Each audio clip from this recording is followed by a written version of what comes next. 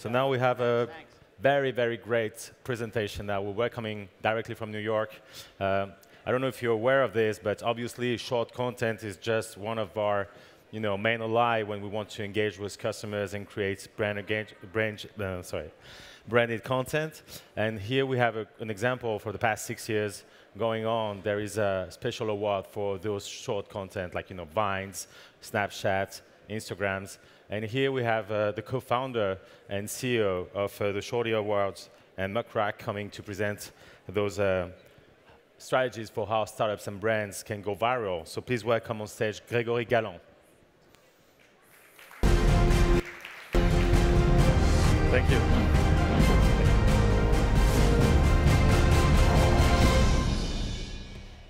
Great, thanks everybody for having me. I'm Greg Galant, at Gregory on Twitter, and I'm going to do some co-working up here. This would actually be a great place to get some work done if it weren't for the audience. Let me get set up here. So I want to tell you a bit about the Shorty Awards and our connection with viral, and then I'll get into the talk about it. So when we started the Shorty Awards, it was back in late 2008. Twitter was just fledgling, but we saw there was no way to know, hey, if I'm interested in news or sports or politics, who should I follow? So that gave us the idea to create an awards show where we could let people tweet out nominations. It was the first site ever that allowed anybody to simply tweet a nomination to crowdsource who should win. So let me just show you a quick video of the Shorty Awards, which is what I was talking about at the top. Oscar or a Nobel Peace Prize. Better, probably. Broadway has the Tonys, Hollywood has the Oscars, and now social media has the Shorties. I'll speak from the heart. It's amazing. I love the Shorties. The Shorties are by far the most prestigious. It gives them the recognition they deserve. We are so proud to be part of the Shorty Awards. Today, I'm very honored to be here. Thank you for honoring me with the Shorty Award. Thank you for doing that. That was pretty cool. Thanks to all the millions of people who tweeted nominations. There is not a more passionate fan base out there. Yes, I have a 140-character speech. Hashtag Shorty Awards. Thank you, Shorty Awards. I cannot accept it alone. I share this Shorty with so many people, most especially the children who help make it possible. Hey, honey, you know the Shorty Awards? Yeah? Jimmy Kimmel just won one. What? And so that's the Shorty Awards in a nutshell. It was actually out of the Shorty Awards that we got the idea to create a website called Muck when we saw how many journalists were using it. Muck now both a platform for journalists and also a tool for companies that want to manage their PR and connect with journalists. So let me just dive straight into it here. So the first element of a social campaign is a social action.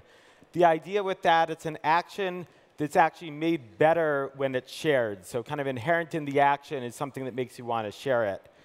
This is an example I just grabbed from Facebook. Does anyone have any sense of what might be wrong with Josephine? Was her house burnt down? Did she lose her job? Does she have a sick family member? What's she using all her social capital for that she spent her whole lifetime building? Her Farmville farm is out of storage. So with Farmville, of course, they famously created this way to really pull at people's heartstrings. And the game was about sharing. It wasn't just that they asked you to share out of the kindness of your heart. A nobler cause is a great charity in the US called Donors Choose. Teachers can post classroom projects there and then crowdfund it. Here's one at a school just a few blocks from me. I gave to it to fund their research. They asked me to give a reason, and then at the end of it, it really pulls at your heartstrings because if they don't finish the crowdfunding, they don't get any of the money. So part of the donation is sharing it to your friends and trying to crowdfund it, and so I did that, and that's what has carried their brand forward and let them raise a lot more money. And now, of course, this is a campaign that you're probably all familiar with already, but I'll play you a quick clip of it. If we get the sound again. Facebook, Sheryl Sandberg, and Netflix's founder and CEO, Reed Hastings.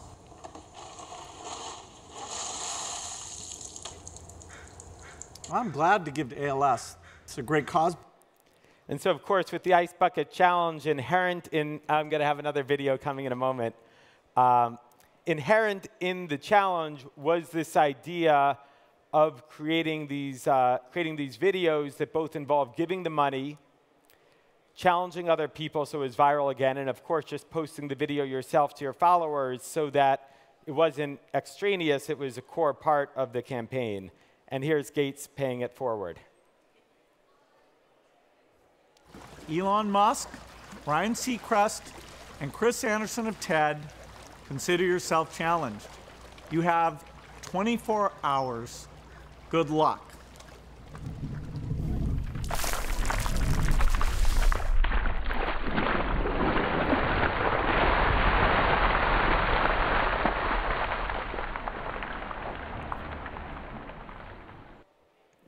They have great bass here. So the next idea is a star vehicle. I stole this term from the film world. Basically, a movie that progresses someone's career ahead of money. And famously, Quentin Tarantino revived his career by doing Pulp Fiction, where the entire budget was only a few million. He got paid peanuts for it. But by doing Pulp Fiction, it catapulted his career. Soon he was making $20 million a movie. Similarly, your app or campaign should be a vehicle primarily for the users to enhance their career or their social life. So why did Kanye West, this is one of the first tweet storms ever from Kanye West on Twitter, why did he give his content free to Twitter early on? He didn't have a financial interest, they weren't paying him, but he viewed it as a good way to promote himself, to connect with his audience, so he did it, and that's what drove Twitter forward. We do a similar thing with Muck in terms of enabling journalists to create a presence. Of course, the Ice Bucket Challenge has allowed many celebrities to show a different side to themselves and connect with their audience in addition to a good cause. And finally, I just wanted to point out, this is a graph I put together analyzing how long it took before the first person reached 1 million users on different platforms. On Twitter, it took over 3 years before anyone got to 1 million, and when they did, it was Ashton Kutcher. On Instagram, it took over a year, but about a third of the time as Twitter, before Justin Bieber reached 1 million followers. And on Vine, it took less than 6 months for someone to get to 1 million followers. And can you guess who it is?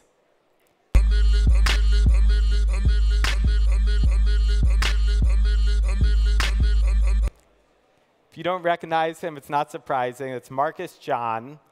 He was completely obscure before Vine and turned out had a natural talent for it, and it quickly catapulted him to 1 million users. So that's what this idea of being a star vehicle is all about, and it's constantly accelerating. And so the last piece is the Ruckus. The last two pieces I mentioned are mechanical. You can definitely design it into your app or campaign, but it's not sure going to work. Lots of people have built those two, and it doesn't work. So what is it? What's the magic that will make your app or campaign really stand out? It's got to be something new, maybe almost offensive, something that will get people talking and be really different than what's out there now. So think about Twitter. This is Twitter's original logo before they could afford the vowel. And at the time, people forget it now because it's like air. But at the time, people were offended by it, this idea that you could create content that's worthwhile in 140 characters or less.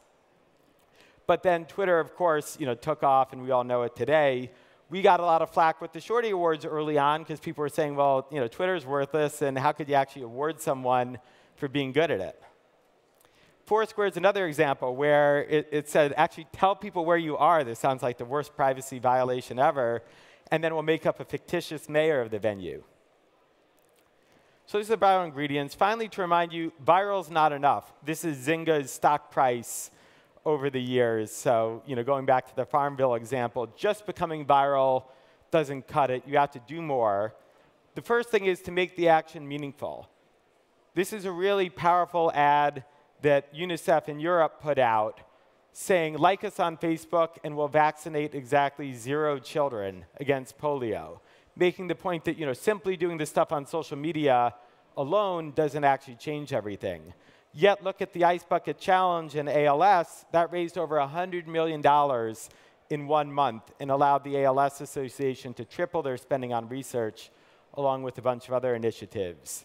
So it's the idea, like, can you actually bake the action you want the person to take into the viralness rather than just trying to make something go viral and hoping you can kind of siphon off the action you want. Another key part is to think about how to re-engage with someone after you get the viralness, because being viral alone won't cut it. This is kind of a classic marketing funnel posted by one of the members of the Facebook growth team. And you have to remember, viral only takes place at the top of the funnel. So what you have to think about is after you go viral, how will you re-engage? And a lot of time what's going to happen is viral will take you by surprise. You'll run out of resources while you're viral. And you'll find that you had all these people who used or saw your app or campaign, but are now completely disinterested. So don't forget about resurrection. How do you take those people and bring them back? Twitter's been dealing with this a lot. Despite the fact that I log into it about 10 times an hour, they still send me emails reminding me what's happening on Twitter, trying to suss out what I'm going to be most interested in. So email is a really powerful way, almost universally, to re-engage, unless you want to reach people under the age of 20 who are generally not checking email anymore, or not in the way you or I do. So then think about push notifications, messaging them through different applications, and any other creative ways you can build that relationship and keep getting to them. Finally, I asked, what would Tom Sawyer do? I hope Mark Twain's as popular here in France as he is in the US. But he was tasked, Tom Sawyer, with whitewashing a huge fence. Seemed like an awful chore. But very cleverly, when Tom's friends walked by, Tom acted like he was enjoying it, like it was art, like it was the best time in his life. Soon his friends started asking if they could help, and Tom refused. They kept begging him to whitewash his fence, and finally he relented and charged them to whitewash the fence. And there's a lot of that dynamic where you can get people to do something that maybe you would actually had to pay them for years ago for free now, or even begging you to do it once you go viral and you have an app and you position it the right way. So a famous example is Foursquare. They originally started letting you check in. Along with checking in, you could leave tips at various venues that you went to, earn badges for it. This is the original Foursquare app. And what happened was they built this huge database of tips and of restaurants, but then they saw that this idea of virally just checking in and sharing your location wasn't going to be a mainstream activity that would carry them to the promised land. So they pivoted, and they used all the data they got to completely remake themselves into a city guide. You can see this is the current Foursquare. Gone is the idea of checking in, earning badges, shouting. Yet they used all that data they built from being viral to make a much more informative app.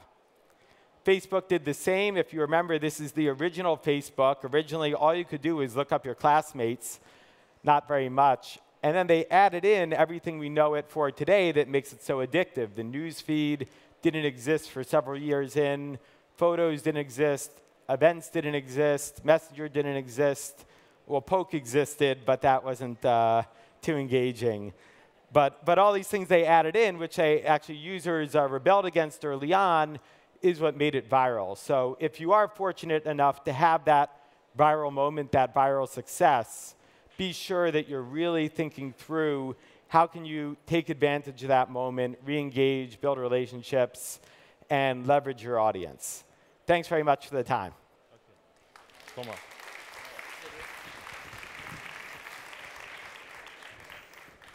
Thank you, Gregory.